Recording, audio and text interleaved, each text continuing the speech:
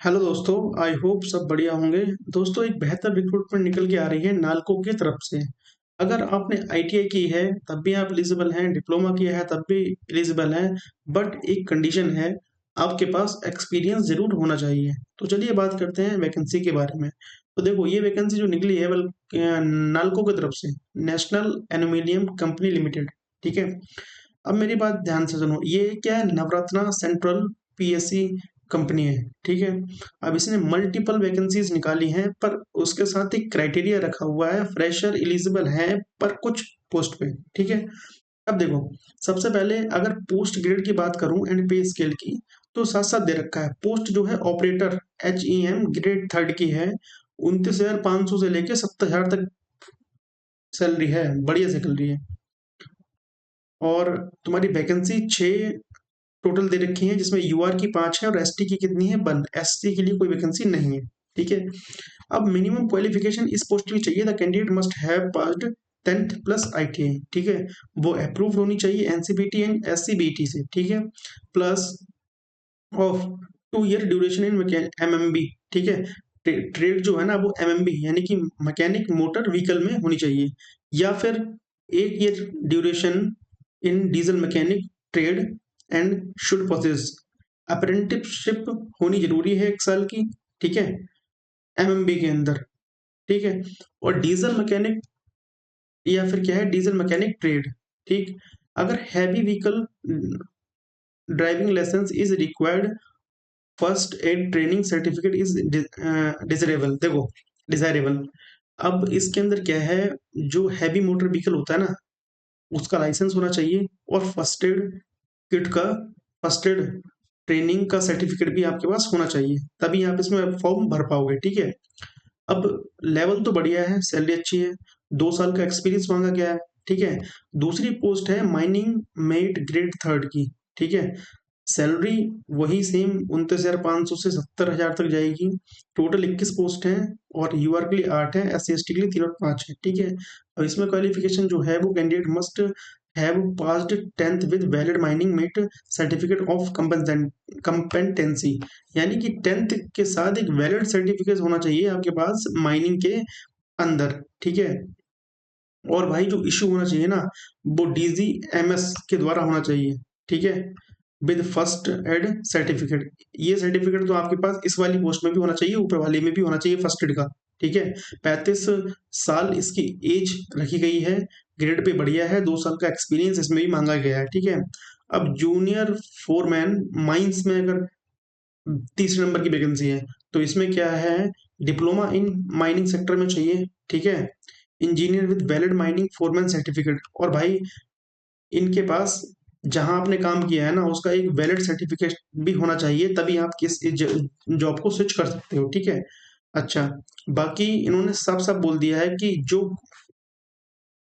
आपका जो सर्टिफिकेट है ना, वो DGMS से क्या है, इशू होना चाहिए। अपर एज लिमिटेड क्या है, लिमिट जो है वो 40 साल है, और ग्रेड पे जो है 36,500 से 36,500 से 1,15,000 है। ठीक है।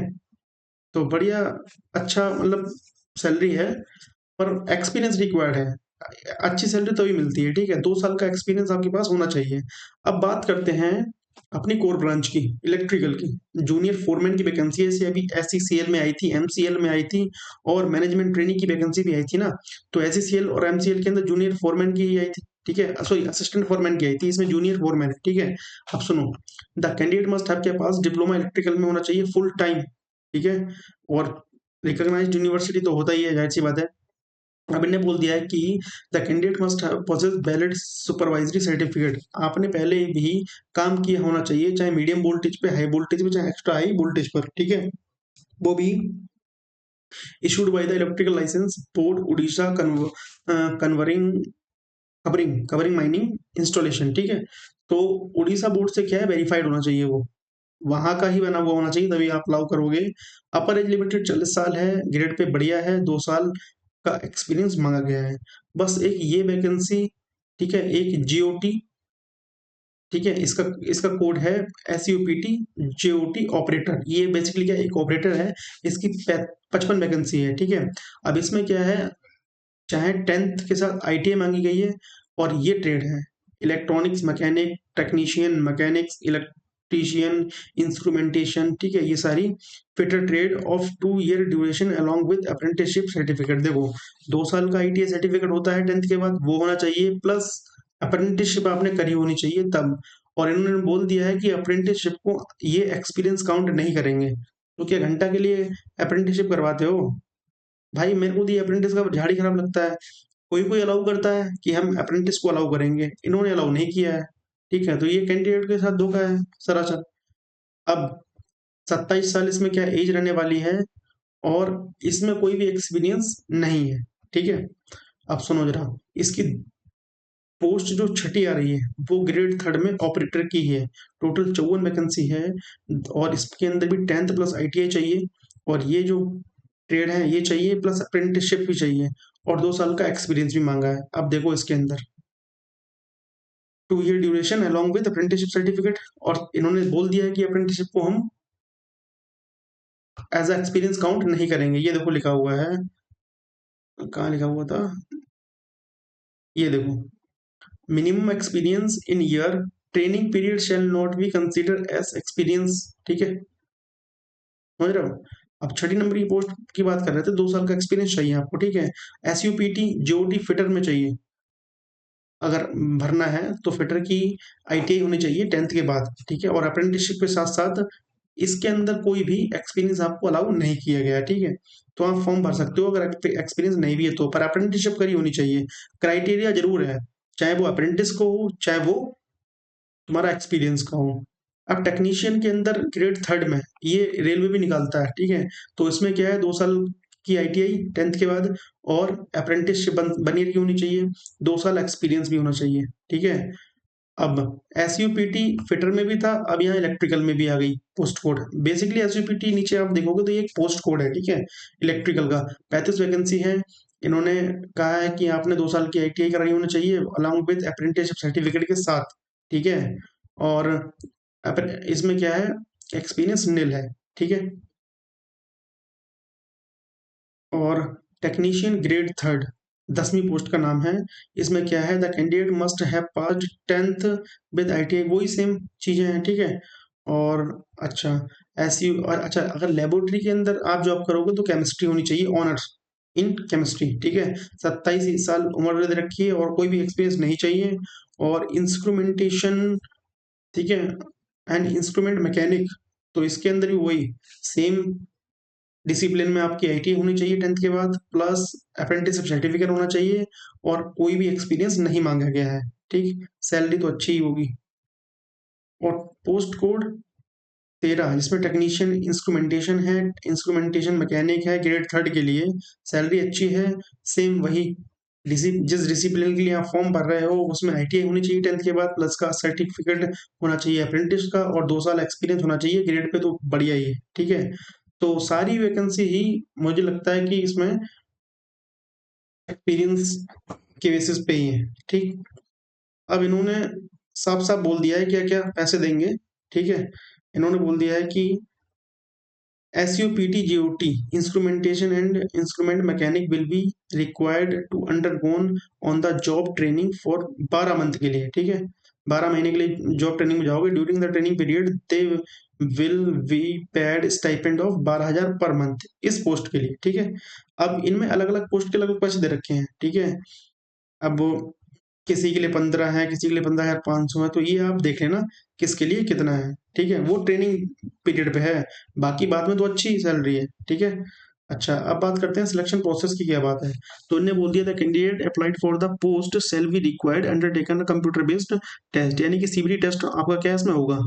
और ये बोल रहा था CBT will be conducted for one objective type paper containing 100 multiple choice question, each carrying 1 mark with total duration of 120 minute, यानी 100 क्वेश्चन होंगे, 120 मिनट का ड्यूरेशन होगी। The question paper will comparison of 60% technical और 40% non tech. ठीक है, 60% जो है आपका रिस्पेक्टिव ब्रांच से पूछा जाएगा, और 40% जो है वो नॉन टेक से पूछा जाएगा। All question will be objective multiple choice question, the computer based examination will be conducted in English and Hindi, 2 language में रहेगा। There will be no negative marking. तो भाई ये तो ठीक है, चलो कुछ तो राहत आपने दी बच्चों को। है ना, there will be no negative marking. ये देखो यहाँ दे रखी है। बस इतना ही थोड़ा बहुत सही लगा है मेरे को देखते हुए, बाकी एक्सपीरियंस रिक्वायर्ड है ज़्यादा। Candidate need to indicate their choice of the examination test cities CBT examination. The list of tentative cities for CBT is placed annexure second of the advertisement। अब नीचे क्या है, annexure दे रखे हैं, annexure फर्स्ट annexure सेकंड, तो उसमें बताया गया है कि कौन कौन सी सिटीज होंगी। ठीक है, बाकी ये आपके लिए इंपॉर्टेंट नहीं है, आगे देखते हैं क्या क्या है। और फॉर्म कब से भर सकते हो, ये तो तुम्हारी नीचे दे रखी है,